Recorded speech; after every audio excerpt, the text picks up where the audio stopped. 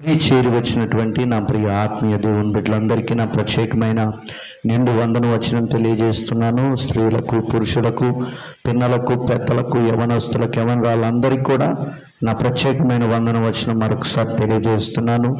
దేవుడు సకల ఆశీర్వాదాలు సమృద్ధి చేత దేవుడు మీ కుటుంబాలను దీవించి మీ పిల్లల్ని దీవించి వర్ధిల్ల చేయునుగాక. అలాగే ఈరోజు మందస్సము దగ్గరికి మనం వెళ్దాం.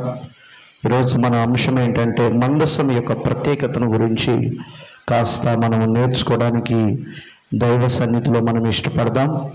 వేద భాగంలో నుంచి పరిశుద్ధాత్మ దేవుడు రాయించినటువంటి వాక్య పఠనము నిర్గమకాండము 25వ అధ్యాయము.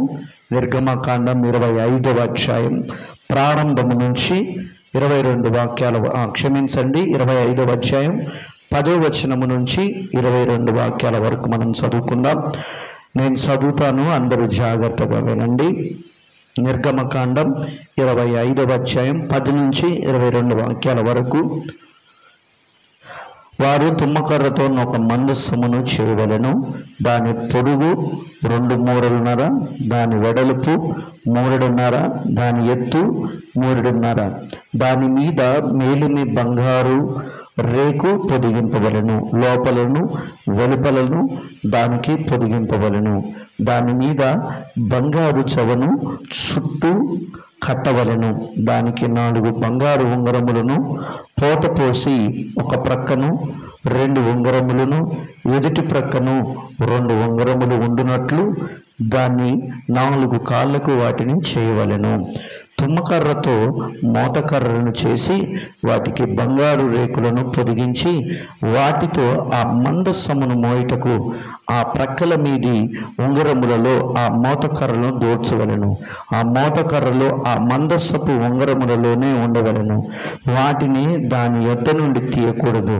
ఆ మందస్సములో నేను నీకిచ్చు శాసనములు ఉంచవలెను. మరియు నీవు మేలిమి బంగారముతో కరుణాపీఠమును చేయవలెను. దాని పొడుగు 2 మూరలున్నర, దాని వెడల్పు 3.5. మరియు 2 బంగారు కెరూబులను చేయవలెను. కరుణాపీఠము యొక్క 2 కొనలను నకిసి పనిగా చేయవలెను. ఈ కొనను ఒక కెరూబును, ఆ కొనను ఒక కెరూబును చేయవలెను. కరుణాపీఠమున దాని 2 కొనల మీద కెరూబులను దానితో ఏకాండముగా చేయవలెను. ఆ కెరూబులు పైకి విప్పిన రెక్కలు గలవై కరుణాపీఠమును తమ రెక్కలతో కప్పుచుండగా వాటి ముఖములు ఒండింటికి ఎదురుగా నుండవలెను. ఆ కెరూబుల ముఖములు కరుణాపీఠము తట్టు నుండవలెను. నీవు ఆ కరుణాపీఠము ఎత్తి ఆ మందస్సము మీద నుంచవలెను. నేను నీకిచ్చు శాసనములను ఆ మందస్సములో నుంచవలెను. అక్కడ నేను నిన్ను కలుసుకొని కరుణాపీఠం మీద నుండి శాసనము గల మందస్సము మీద నుండి 2 కెరూబుల మధ్య నుండి నేను ఇశ్రాయేలీయుల నిమిత్తము మీకు ఆజ్ఞాపించిన సమస్తమును నీకు తెలియపరచెదను. ప్రార్థన చేసుకున్నాం. దయమేడుగు తండ్రి, ఈ యొక్క పగటి కాల సమయంలో మీరు మాతో మాట్లాడడానికి ఇష్టపడుతున్నందుకు నీకు వందనాలు. నీ పక్షంగా నిలబడుతున్న నీ దాసుని నీ కలవరి శిలువ చాటును మరుగుపరచండి ప్రభువా. మానవ స్వరాన్ని మరుగుపరిచిన ఆయన దైవిక స్వరం మాత్రం మాకు వినిపించి ఈ మందస్సమును గురించిన ప్రాముఖ్యతను గురించి, మందస్సము క్రీస్తు ప్రభువా మీకు ఎలా పోలించబడి ఉందో ఆధ్యాత్మిక విషయాలు కూడా నేర్పించమని, ప్రతి బిడ్డకు అర్థమయ్యే రీతిగా బోధించమని పరిశుద్ధాత్మదేవ నీ సహాయం కోరుచు యేసయ్య సర్వశక్తి కలిగిన నామంలో ఈ ప్రార్థన అడుగుచున్నాను తండ్రి, ఆమేన్. మంచిది. దేవుని వాక్యాన్ని మనం చూద్దాం. ప్రత్యక్షపు గుడారములో మందస్సము చాలా ప్రాముఖ్యమైందన్నమాట. ప్రత్యక్షపు గుడారములో అతి పరిశుద్ధ స్థలములో ఉంచబడిన ఈ మందస్సము చాలా చాలా ప్రాముఖ్యమైనదన్నమాట. మందస్సము కరుణాపీఠము 2 కలిపి ఒకటిగానే పిలువబడ్డాయి అన్నమాట. అవి చేయబడిన తీరు వేరైనప్పటికీ అవి 2 మనం చూసాం. కరుణాపీఠాన్ని ఎత్తి మందస్సం మీద నుంచవలెను అని చెప్పారు ప్రభు. అందుకని ఈ రెండు కలిపి కూడా ఒకటిగా, ఒక వస్తువుగా పిలువబడింది అన్నమాట. మందసం మీదే కరుణాపీఠం ఉంటుంది. హెబ్రీ పత్రికలో పౌలు గారు సంఘానికి ఈ విషయాల్ని తెలియచేస్తున్నారు. 9వ అధ్యాయం 4-5 వచనాలు మనం చూద్దాం. హెబ్రీ పత్రిక 9వ అధ్యాయం 4-5. అంతటా బంగారు రేకులతో తాపుపడిన నిబంధన మందసము ఉండెను. ఆ మందసములో మన్నాగల బంగారు పాత్రలు, చిగురించిన అగరోను చేతికర్రయు, నిబంధన పలకలను ఉండెను. దానిపైన కరుణాపీఠమునకు కమ్ముకొనుచున్న మహిమ కలిగిన అపోస్తలుడైన పౌలు కూడా సంఘానికి ఈ ప్రత్యక్షపు గుడారములో ఉన్న మందసములో ఉన్న శాసన పలకలు, అహరోను చిగుర్చిన కర్ర, మన్నా గల బంగారు పాత్ర, ఈ కరుణాపీఠం మీద రెక్కలు చాపి ఉన్న కెరూబుల గురించి సంఘానికి ఉపదేశం చేస్తున్నాడు. ఈ విషయాలు మనము మరలా వచ్చే వారం నేర్చుకుందాం. ఇప్పుడు మందసము గురించి దేవుడు మోషేకు ఏమేమి చెప్పారో ఆ విషయాలు ప్రాముఖ్యత గురించి మనం ముందుకు వెళ్దాం. సినాయి పర్వతం మీద మోషే గారికి దైవ ప్రత్యక్షత కలిగింది. 40 దినాల ఉపవాస ప్రార్థనలో దైవ ప్రత్యక్షత కొరకు ఆయన అన్నపానాలు మానేసి ఎంతో ప్రార్థన చేశారు మోషే గారు. దేవుడు ప్రత్యక్షమై మోషే గారితో అనేకమైనటువంటి ఇశ్రాయేలీల ప్రజలకు ఆజ్ఞలు జారీ చేస్తూ, వాళ్ళు ఏక దైవాన్ని, దేవుడై ఉన్న యేసును తప్ప ఎవరిని ఆరాధించకూడదని అనేక ఆజ్ఞలు వాళ్ళకి ఇస్తూ, అలాగే నేను వారి మధ్య నివాసం చేయాలని ఆశపడుతున్నాను నా ప్రజల మధ్య. అయితే నువ్వేం చేయాలంటే మొదటిగా మందసమును తయారు చేయవలెనని దేవుడు మోషేకు చెప్తూ ఉన్నాడు. అసలేంటి మందసం యొక్క ప్రాముఖ్యత? ఎవరైనా ఇల్లు కడితే మొదటిగా కాంపౌండ్ వాళ్ళు కట్టుకుంటారు, అవునా కదా? ఇల్లు కడితే కాంపౌండ్ వాళ్ళు కడతారు. కాంపౌండ్ వాళ్ళు లేకపోతే ఇంటి పునాది వేసి గోడలు కట్టి ద్వారంలో నుంచి లోపలికి వస్తారు. కానీ ఇక్కడ దైవ ప్రత్యక్షత చూడండి, దేవుని ఆలోచన చూడండి, దేవుని యొక్క వాక్య ప్రత్యక్షత చూడండి. దేవుడు ప్రత్యక్షపు గుడారం గురించి చెప్పట్లేదు అక్కడ. మోషే గారికి దేవుడు ప్రత్యక్షపు గుడారము యొక్క ఆవరణం గురించి చెప్పట్లేదు తయారు చేయమని. మొదటిగా ప్రత్యక్షపు గుడారములోకి వెళ్ళిన తర్వాత ఇత్తడి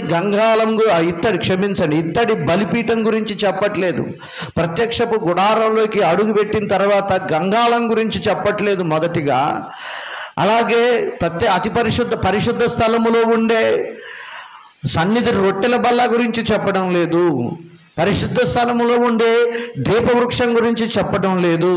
పరిశుద్ధ స్థలములో ఉండే ధూప వేదిక గురించి చెప్పట్లేదు. పరిశుద్ధ స్థలము అతి పరిశుద్ధ స్థలానికి మధ్యగా ఉన్న అడ్డతెర గురించి చెప్పడం లేదు. మందిరము కప్పు తెరల గురించి చెప్పట్లేదు. చూడండి, ఇక్కడ మనము సహజంగా బయట నుంచి లోపలికి వస్తాము. దేవుని యొక్క ప్రణాళిక చూడండి. ఇక్కడ దేవుడు మొదటిగా అతి పరిశుద్ధ స్థలములో ఉండే మందస్సము తయారు చేయమని మొదటగా చెప్తూ ఉన్నాడు. ఆ ప్రత్యక్షపు గుడారం యొక్క నమూనా అసలు ప్రణాళిక చెప్పక మునిపే నువ్వు మొదటిగా మందస్సము తయారు చేయాలి అని మోషేకు మందస్సం గురించి చెప్తున్న ఆ వాక్య లేఖనాలు నిర్గమకాండం 25వ అధ్యాయం 10వ వచనం నుంచి 22వ వాక్యం దాకా మనం చదివాము. అక్కడ ప్రత్యక్షపు గుడారం అసలు నమూనా ప్రత్యక్షత అతనికి ఇవ్వమునికే నువ్వు మొదటిగా మందస్సము చెయ్యాలి. ఏం చెప్తున్నాడు? లోపల ఉండే వస్తువుల గురించి అన్నిటికీ కాకుండా అతి పరిశుద్ధ స్థలములో లోపల ఉండే ప్రాముఖ్యమైన మందసము గురించి, కరుణాపీఠము గురించి ప్రభు మాట్లాడుతూ ఉన్నాడు మోషే గురించి. దేవునికి స్తోత్రం కలుగునగాక. హల్లెలూయా. ఈ నమూనా చెప్పక మునిపే మందస్సమును చేయమంటున్నాడు. అసలు ఏంటి మందసం యొక్క ప్రాముఖ్యత ఏంటి, అసలు దేవుని ఉద్దేశము ఏమయ్యింది? అక్కడ దేవుడు చెప్పాడు, కింద మనం చదివాము, ఇదిగో ఆ కరుణాపీఠం మీద నుండి ఆ కెరేబుల యొక్క చాచిన రెక్కల మధ్య నుండి నేను నీతో మాట్లాడతాను, అక్కడ నిన్ను కలుసుకుంటాను. దేవుని యొక్క ప్రణాళిక చూడండి. మనుషుడు బయట నుంచి లోపలికి వస్తాడు, సాక్షాత్తు దేవుడు లోపల నుంచి ఎక్కడికి వస్తున్నాడట? బయటికి వస్తున్నాడు. నమ్మితే చప్పట్లు కొట్టండి. ఇంత డల్లుగా ఉంటే ఎట్లా అండి? నిద్ర మొహాలు వేసుకొని. Praise the lord. ఉజ్జీవంగా ఉండాలి, వాక్యం వినాలి. దైవ ప్రణాళిక చూడండి. ఆయన ఎక్కడి నుంచి వస్తున్నారట? లోపలలో నుంచి ఆయన బయటికి వస్తున్నాడు. ఆయన ప్రణాళిక, ఆయన ప్రత్యక్షత, ఆయన ఉద్దేశాలు ఆయన పిల్లలకు బయలుపరచడానికి. ఆమేన్, హల్లెలూయా. ఎక్కడి నుంచి ఆయన ప్రత్యక్షత? దేవుడు లోపల నుంచి బయటికి వస్తున్నాడు. మనమైతే బయట నుంచి లోపలికి వెళ్తాం, కానీ దేవుని ప్రణాళిక చూడండి. ఆయన లోపల నుంచి బయటికి మన కొరకు వస్తున్నాడు. ఆమేన్, హల్లెలూయా, హల్లెలూయా. ఇవన్నీ ప్రణాళికలు ఉన్నా కూడా, నేను చెప్పినటువంటి ఉపకరణాలు అన్నీ ఉన్నా కూడా, కానీ మందస్సమునే మొదటిగా చేయమన్నాడు. ఆ మందస్సమునే మొదటిగా తయారు చేయించమని చెప్పాడు. ఈ నిబంధన మందస్సము చాలా ప్రాముఖ్యమైంది. క్రైస్తవుల యొక్క ఆధ్యాత్మిక జీవితానికి చాలా ఉన్నతమైంది. ఇశ్రాయేలీల ప్రజలకు ఇంకా ప్రాముఖ్యమైందిగా ఆ మందస్సం ఉంది. మనకు తెలుసు లేఖనాలన్నీ. అలాగే ఈ మందస్సమే క్రీస్తు ప్రభువారై ఉన్నారని మనం ముందు వారాల్లో నేర్చుకోబోతున్నాం. హల్లెలూయా, హల్లెలూయా. మందస్సము ఎంతో ప్రాముఖ్యమైంది కనుక వరుస క్రమములో మందస్సమును మొదటిగా చేయమని చెప్పాడు దేవుడు మోషేకు. మందస్సము లేకపోతే ప్రత్యక్షపు గుడారానికి అసలు అర్థమే లేదన్నమాట. మందస్సము లేకపోతే ప్రత్యక్షపు గుడారానికి అసలు అర్థమే లేదండి. దానికి అసలు విలువే లేదండి. మందస్సము ఉంటేనే ప్రత్యక్షపు గుడారానికి విలువ, అర్థము. దేవునికి స్తోత్రం కలుగును గాక. ఎందుకంటే ఈ మందసము మీద నుండి, కరుణాపీఠం మీద నుండి దేవుడు మోషేతో మాట్లాడతానని, అక్కడ నిన్ను కలుసుకుంటానని, ముఖాముఖిగా నీతో మాట్లాడతానని ఆయన స్పష్టంగా మోషేకి చెప్పాడు, మోషేకు తెలియజేశాడు. దేవునికి మహిమ కలుగును గాక. అనగా మందసము దగ్గర దేవుని సన్నిధి ఉంటుందని మనకు అర్థమవుతుంది. ఇక్కడ ఏముంటుందండి? మందసము దగ్గర, అందరూ చెప్పాలి, మందసం దగ్గర ఏముంటుందండి? దేవుని సన్నిధి ఉంటుంది. మందసము దగ్గర దేవుని యొక్క ప్రత్యక్షత ఉంటుంది. మందసము దగ్గర దేవుని యొక్క మహిమ ఉంటుంది. మందసము దగ్గర ఒక విశ్వాసికి కావలసిన ఆధ్యాత్మిక బలము దొరుకుతుంది. మందసము దగ్గర ఉంటే దేవుని యొక్క బలాన్ని మీరు పొందుకుంటారు. ఆమేన్, హల్లెలూయా. మనం గమనిస్తే సమూయేలు యొక్క కాలములో ఇశ్రాయేలీల ప్రజలు ఓడిపోయినప్పుడు సమూయేలులో పాప ప్రక్షాళన పొందమని వాళ్ళు ఆ పాప ప్రక్షాళన పొందిన తర్వాత, పాపాలు ఒప్పుకున్న తర్వాత సమూయేలు అన్నాడు, మీరు మందసమును ఎత్తుకొని నడవన్నప్పుడు మందసము ఎత్తుకోగానే వారి గుండెల్లో ఏదో తెలియని ధైర్యం అండి. ఆ మందసమును చూసిన తర్వాత ఫిలిస్తీన్లో కలవరం మొదలైంది. వాము ఇశ్రాయేలీలు మందసము తీసుకొని వస్తున్నారంటే వారితో దేవుడున్నాడు. చప్పట్లు పెట్టి దేవుని మహిమపరుద్దాం. ఈరోజు ఒక రోగం వచ్చినా, భయం వేసినా, దురాత్మ పట్టిందంటే అందరూ ఏం చేస్తారు? బైబిల్ని బైబిల్ దగ్గర పెట్టుకుంటే ధైర్యం ఏముంటుందండి మనకిప్పుడు? బైబిల్ దగ్గర ఉంటే ధైర్యం, బైబిల్ మనతో ఉంటే తెలియని యొక్క గుండె ధైర్యము, స్వస్థత, నెమ్మది. ఆమేన్, హల్లెలూయా. దేవునికి స్తోత్రం. ఆనాడు ఇశ్రాయేలీల ప్రజలతో మందసం ఉంటే శత్రువులు ఇది పోసుకునే వాళ్ళు అన్నమాట. దేవుడు వాళ్ళతో ఉండి దేవుడే యుద్ధాలు చేసేవాడు వారి పక్షంగా. మందసం మోయుట లేవీల యొక్క బాధ్యత. మందసం యొక్క వరుస క్రమము ఇదిగో యెహోషువ నాయకత్వంలో కాస్త వారు వెనకంజ వేశారు. అప్పుడు ప్రయాణం ఆగిపోయింది. ఆగిపోయినప్పుడు దైవజనుడికి గుబులు పట్టుకుంది. కొన్ని రోజులు ఇక్కడ విడిది అంటే ఇక్కడ ఆగిపోయాము, మరలా సాగిపోవడానికి మార్గాలు ఏంటి అని దిక్కుతోచని పరిస్థితుల్లో దైవజనుడు వేకువజామున లేచి దేవుని వైపు చేతులెత్తి ప్రార్థన చేస్తున్నాడు. యెహోషువ గ్రంథం 3వ అధ్యాయంలో ఈ ప్రత్యక్షత మనకు కనపడుతుంది. ఎవరు చదవద్దు, నాకై వినండి, ఇంటికి వెళ్ళి చదువుకుంటే సంతోషిస్తా. అంటే యెహోషువ గ్రంథం 3వ అధ్యాయంలో మనకు కనపడుతుంది అన్నమాట.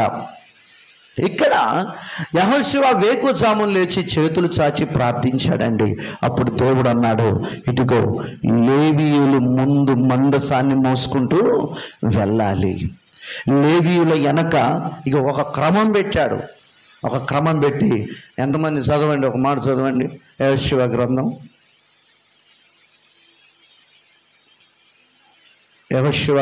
3వ అధ్యాయం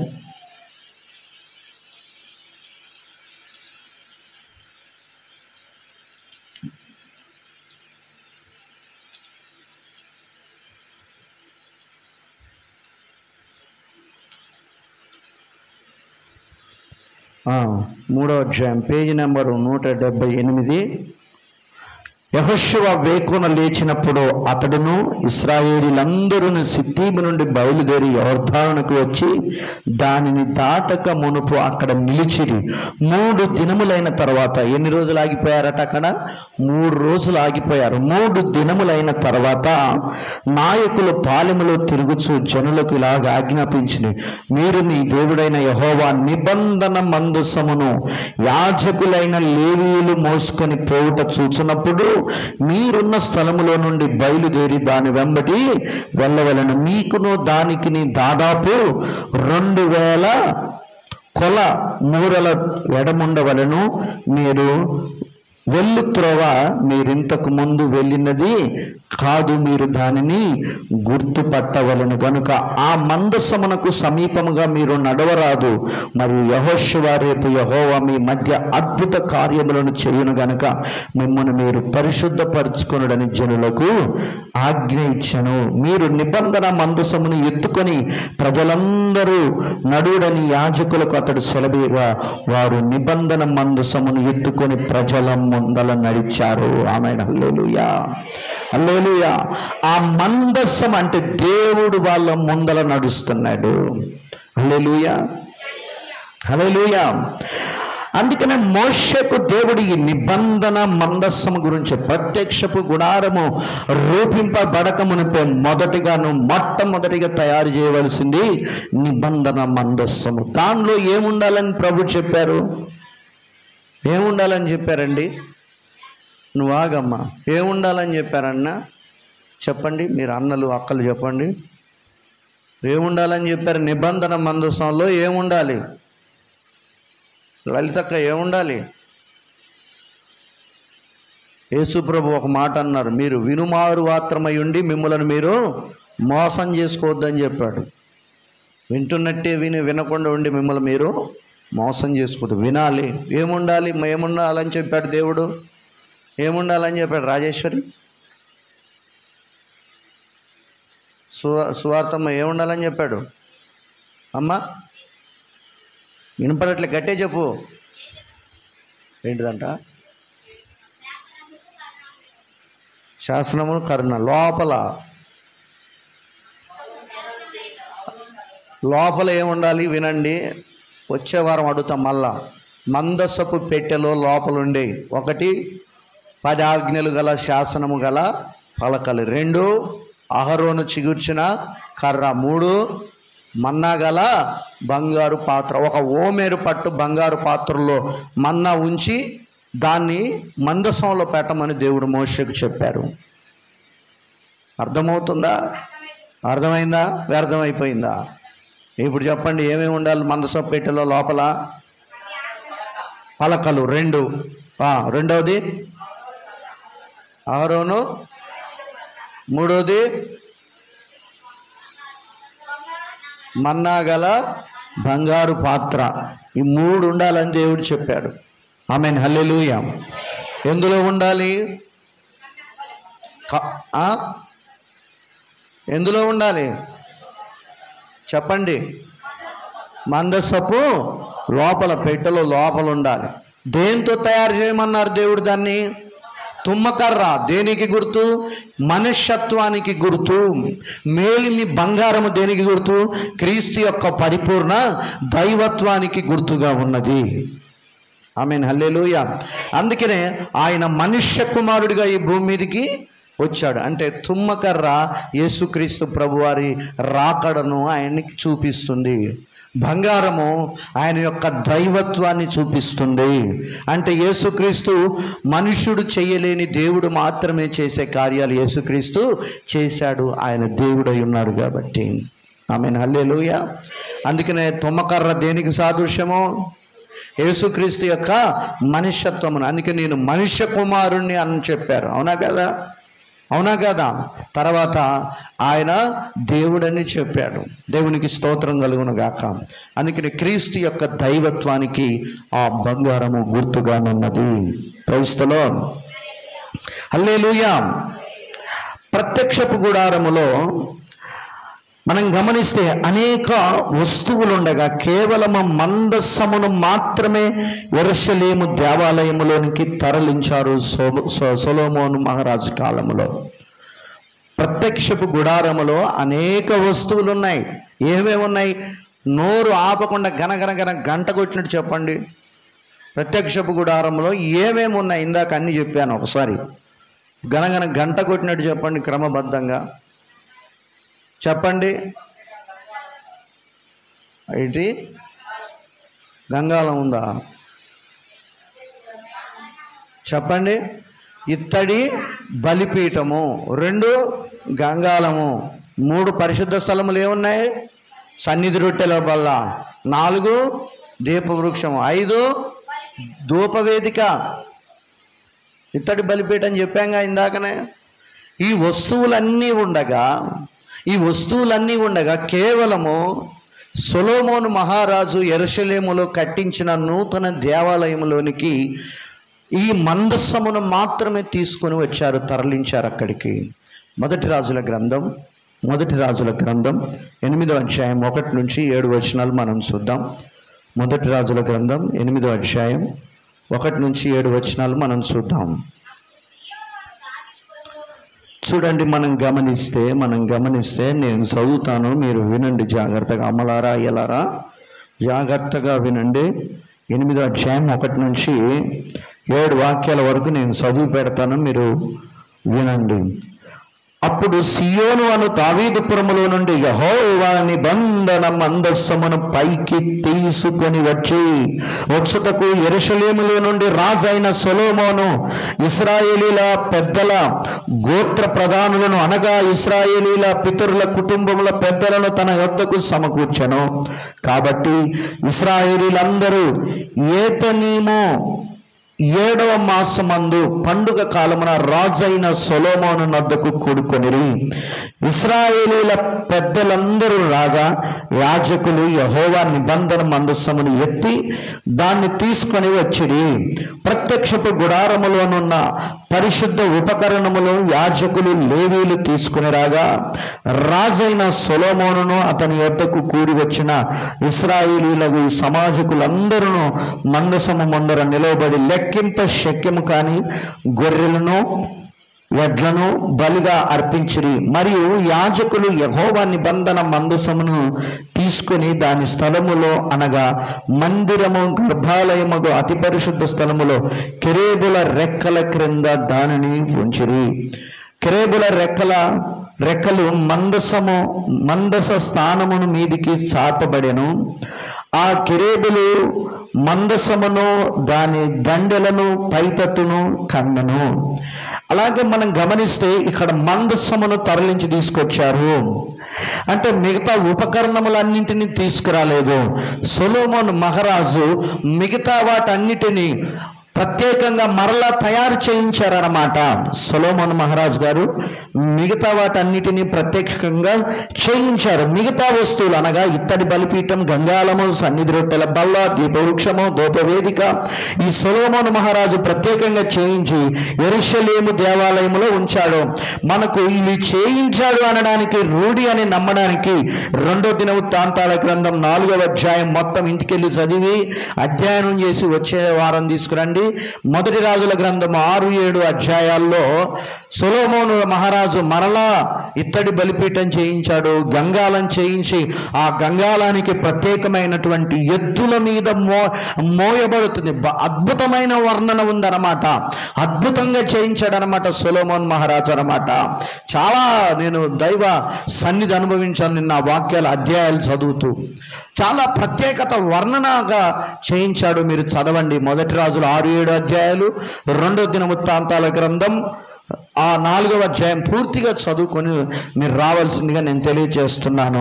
ఈ అధ్యాయంలో మనం చూస్తే చదివితే మందసము మాత్రమే మరలా చేయబడలేదు కొత్తగా, మిగతా వస్తువులన్నీ మరలా చేయబడ్డాయి. మందసము మాత్రమే దైవజనుడైన మోషే ఉన్నప్పుడు చేసిన మందసము తప్ప మరలా నూతన మందసం అనేది చేయబడలేదు. దేవునికి స్తోత్రం కలుగును గాక.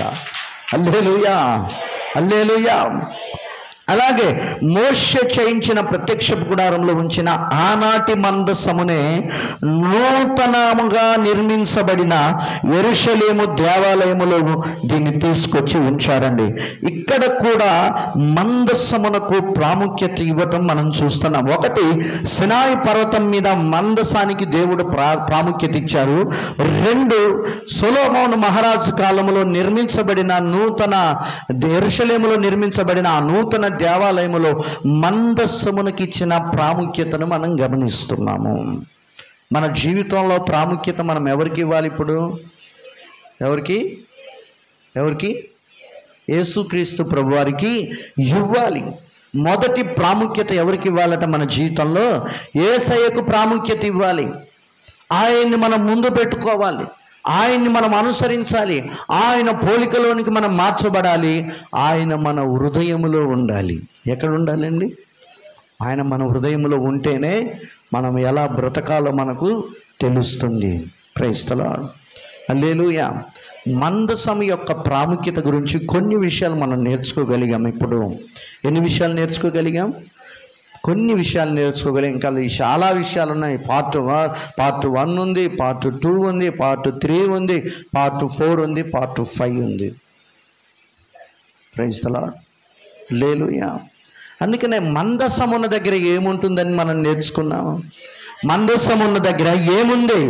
దేవుని యొక్క సన్నిధి ఉంది, దేవుని యొక్క మహిమ ఉంది, దేవుని యొక్క ప్రత్యక్షత ఉంది.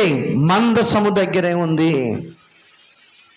ఈరోజు దేవుని యొక్క మందిరానికి వస్తున్న మనము ఆ ప్రత్యక్షతను పొందుకోవాలంటే, ఆ ప్రత్యక్షతను, ఆ మహిమ కలిగిన క్రీస్తు యొక్క ఆ మహిమ ప్రత్యక్షతను మనం పొందుకోవాలంటే, అక్కడ మనం నిలబడాలి అంటే మనకేం కావాలి? ఈ మందిరంలో నిలబడాలి అంటే పరిశుద్ధత ఉండాలి.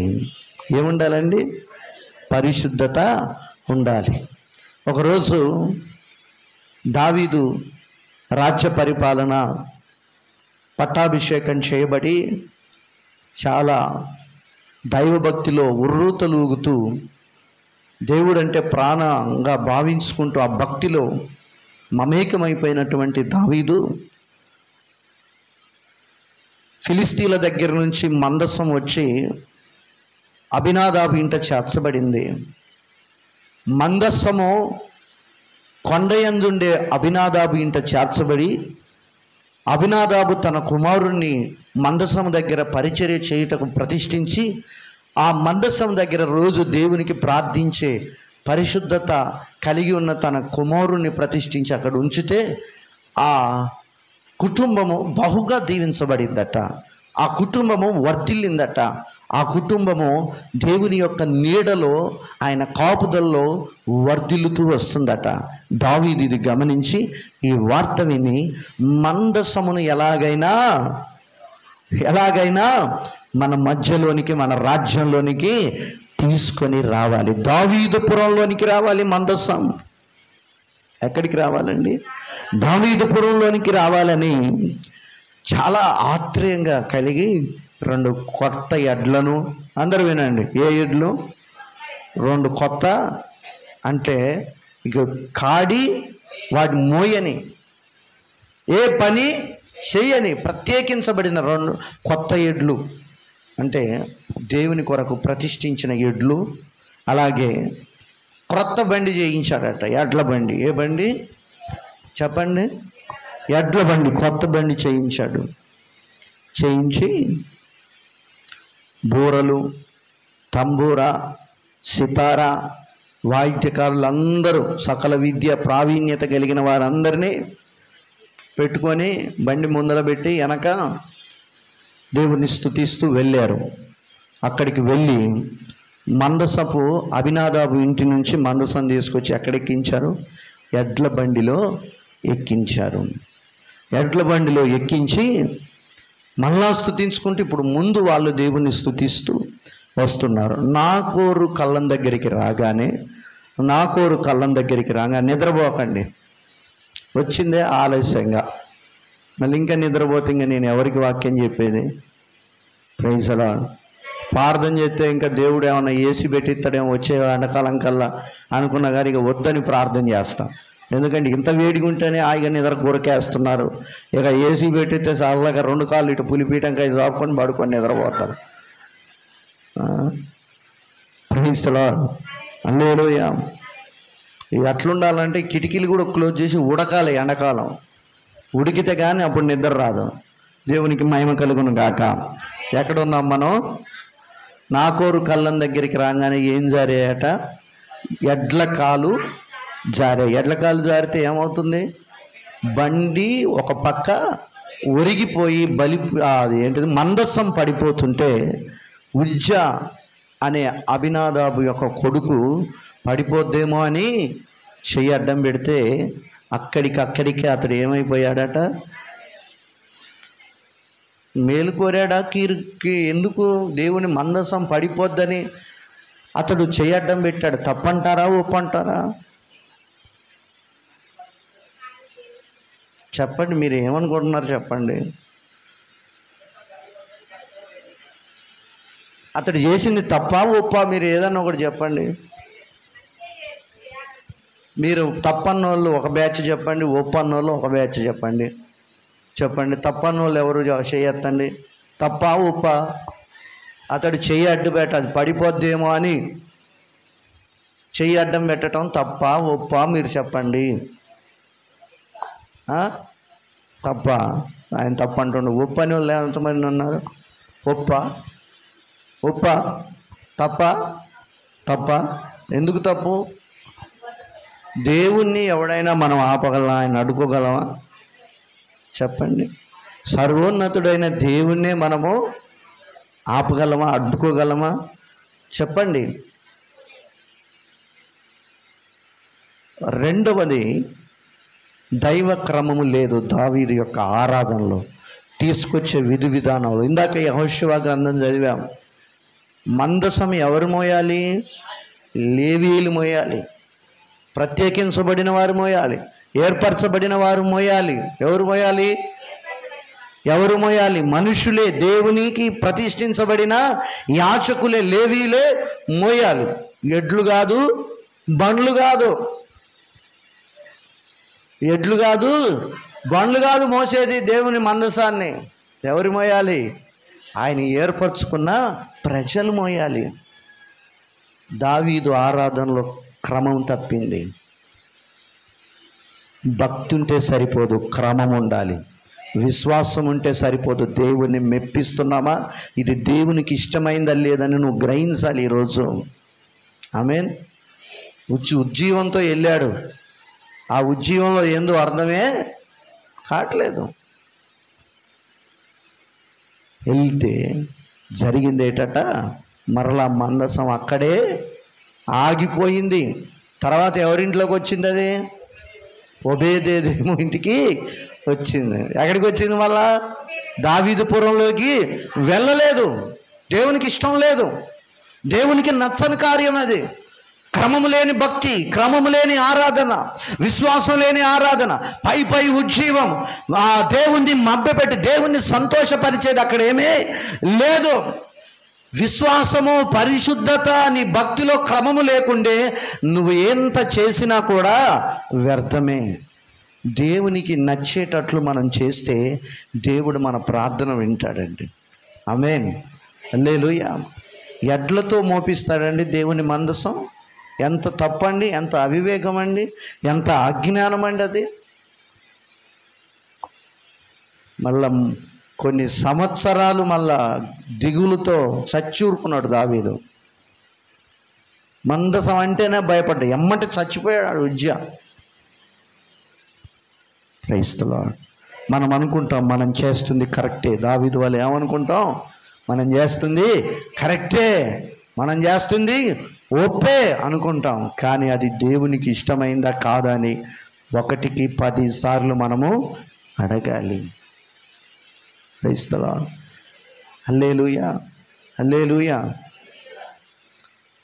తర్వాత పాప క్షమాపణ పొంది మరలా అప్పుడు యాజకుల్ని తీసుకొని అప్పుడు సంపూర్ణ మారు మనసు పొంది అప్పుడు ఒబేదేము ఇంటి దగ్గర నుంచి తంబుర సితార నాట్యముతో అని పాట పాడుకుంటూ అప్పుడు తీసుకొని వచ్చి సవ్యంగా క్షేమంగా దేవుడు వారి మధ్యలోనికి అడుగుపెట్టాడు.